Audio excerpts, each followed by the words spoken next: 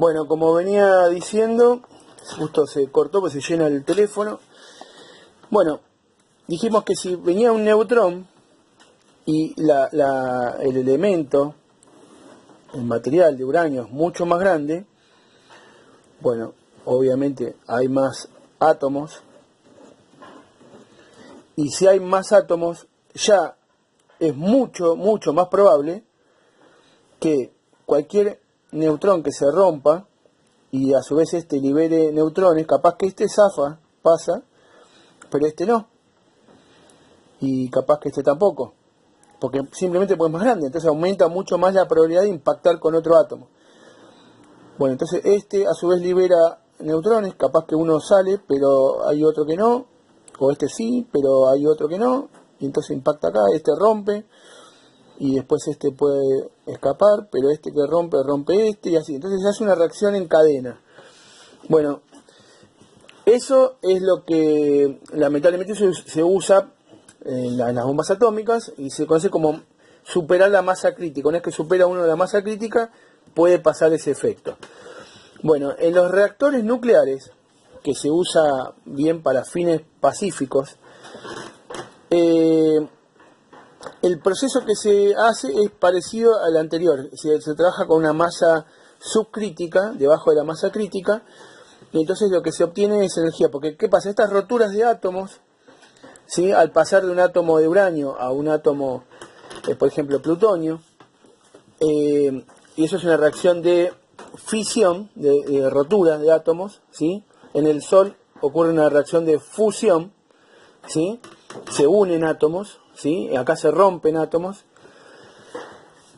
Bueno, son dos reacciones distintas. La de fisión, que es esta, se obtiene energía, en las dos se obtiene energía, pero tanto en la de fusión como en la de fisión, pero en esta, la de uranio, por ejemplo, el problema es que deja elementos radioactivos, como el plutonio, por ejemplo, es un elemento radioactivo.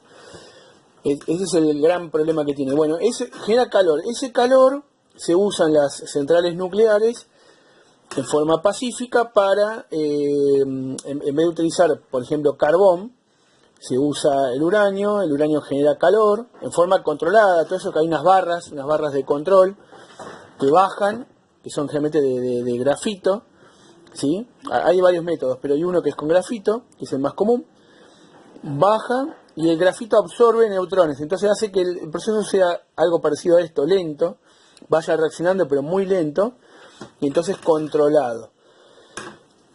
Acá en la Argentina se usan los reactores con agua pesada, que actúa como moderador, o sea, cumple dos funciones el agua pesada, actúa como moderador, o sea, para absorber neutrones, ¿sí? Y que el proceso sea lento, y además de refrigeración, o sea, va refrigerando y evita que se descontrole todo el proceso, ¿no?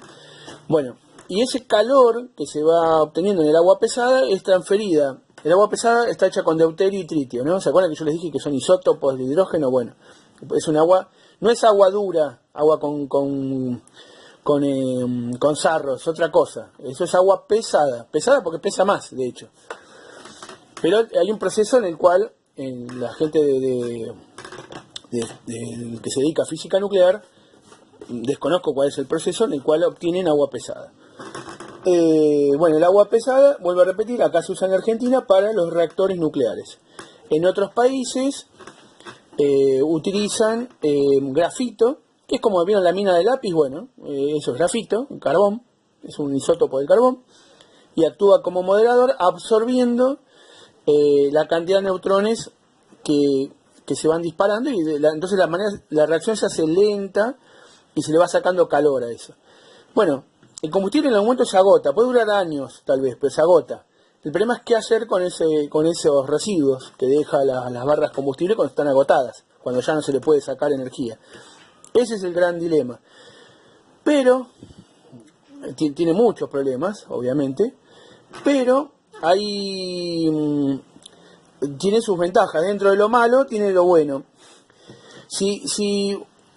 A veces un kilo de carbón, de uranio, equivale a miles de toneladas de carbón.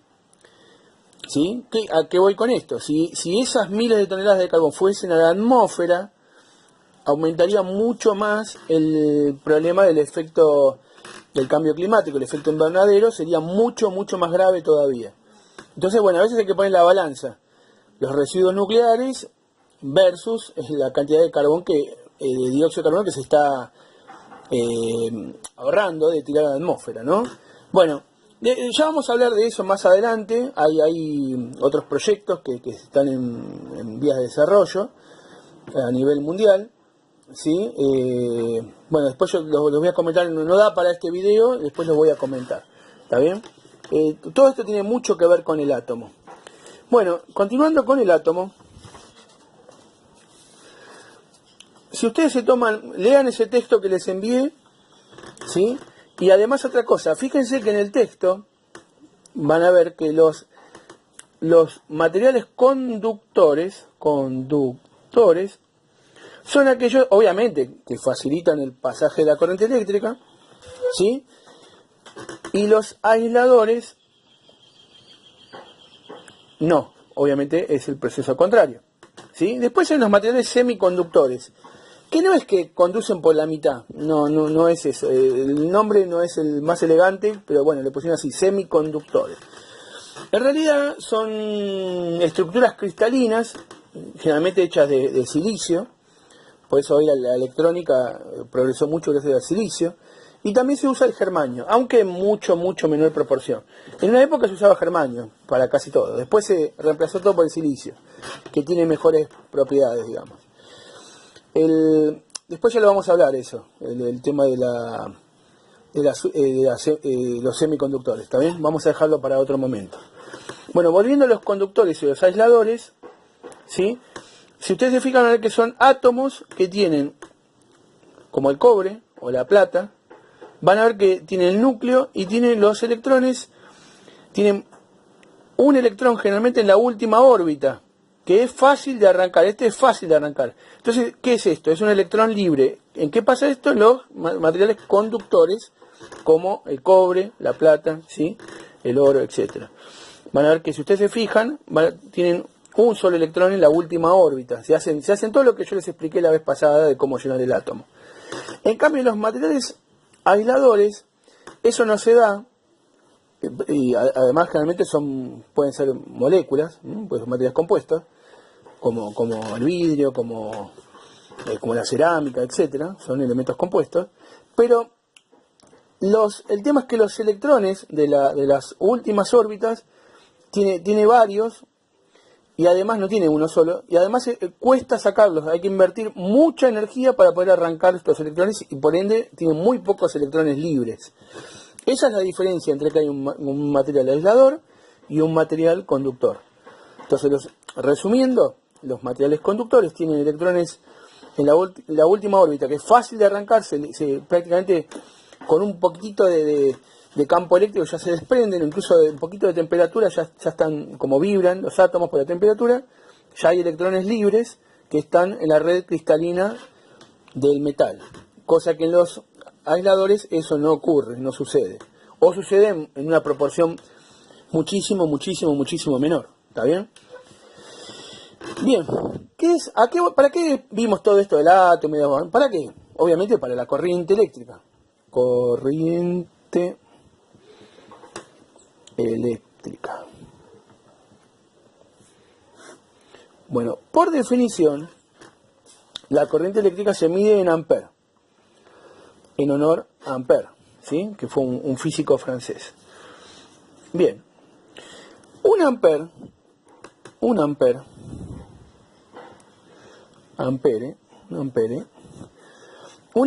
es igual a un coulomb. ¿Se acuerdan? Habíamos visto la ley de Coulomb. Bueno, un coulomb, ¿esto qué es? Ahora les voy a decir qué es. De electrones en un segundo. ¿Qué es esto? Si yo tengo un cable, un conductor, todo con átomos, por ejemplo, de cobre, yo los dibujo así nomás, ¿no? Bueno, imagínense, millones y millones de átomos, ¿sí?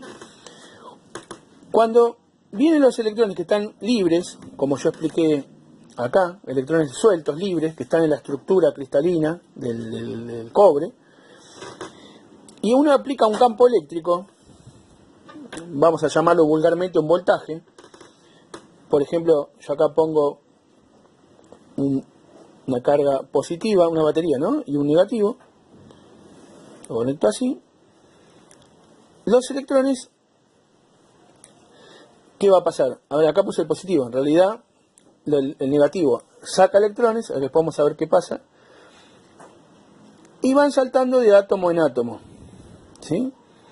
Y van viajando a través de la estructura cristalina, ¿sí? Bueno, y así siguen. Esto es como un zoom que uno hace del cable. Ahora, bien, ¿qué es un ampere? Vuelvo a repetir. Un coulomb. Un coulomb es igual a 6,23 por 10 a la 18 electrones. Es una cantidad, o sea, olvidémonos del 0,23, el 0,23, pues son 6 trillones de electrones por segundo. O sea, si uno pudiese ver, ¿sí? Con un microscopio imaginario, ¿no? En realidad no se pueden ver. Se puede medir de otra manera, pero no se pueden ver. Hay un único microscopio que permite ver átomos, o la estructura así por afuera de un átomo, que es el microscopio de efecto túnel. Sí, debe haber muy pocos en el mundo de esos, que fue un premio Nobel que ganó la empresa IBM en 1986 por la creación del microscopio de efecto túnel. Bueno, fuera de ese microscopio especial no hay forma de ver los átomos, y mucho menos los electrones. Bueno, pero vamos a usar la imaginación. Imaginemos que tenemos acá el cobre, el cable de cobre, y pudiésemos ver los electrones como si fuese una avenida. Yo me paro en una avenida, no ahora con la cuarentena, ¿no? Pero me paro en una avenida y con un cronómetro, tac, mido y veo cuántos electrones pasan por acá, ¿sí? Como que veo que cuántos pasan por acá. Si yo contabilizo 6 trillones de electrones en un segundo, olvidémonos del 0,23, ¿no? 6 trillones de electrones en un segundo, tengo una corriente de un ampere. Entonces dijimos, 6 trillones, estamos redondeando, ¿no? Trillones en un segundo, 1 ampere. Si yo tengo 12 trillones, en un segundo tengo 2 amperes. Si tengo 18 trillones, en realidad es un poquito más, recuerden el 0,23, ¿no? Tengo 3 amperes. Y si tengo 3 trillones, tengo 0,5 amperes, medio ampere. ¿Se ve? Bueno, esto es para fijar el concepto de corriente eléctrica. ¿Qué es la corriente eléctrica? Nosotros igual a lo largo del curso ya no vamos a hablar más de electrones que pasan por segundo. Ya saben que es un flujo de electrones que pasa por un conductor. Listo, eso es la corriente eléctrica para nosotros. ¿Y cómo la medimos? ¿En qué unidad? En amperes. ¿Qué usamos para medirlo? Bueno, un tester, un amperímetro, una pinza amperométrica, etc. Bueno, vamos a usar instrumentos para medirlo. ¿Está bien? No vamos a hablar más de trillones, de electrones. Esto es para el concepto, para fijar el concepto, que es la corriente eléctrica. Bueno, esto que yo expliqué del concepto de corriente eléctrica, esto sí es formativo. Hay que entender bien qué es la corriente eléctrica. En resumidas cuentas, es esto. También tiene que ver con el átomo, con la estructura interna del átomo, etc. Bueno, esto es lo que yo quería dejar bien claro. Quería llegar hasta acá. Lo próximo que vamos a ver va a ser ley de Ohm, que eso también es formativo. Así que bueno, eso queda para videos para más adelante.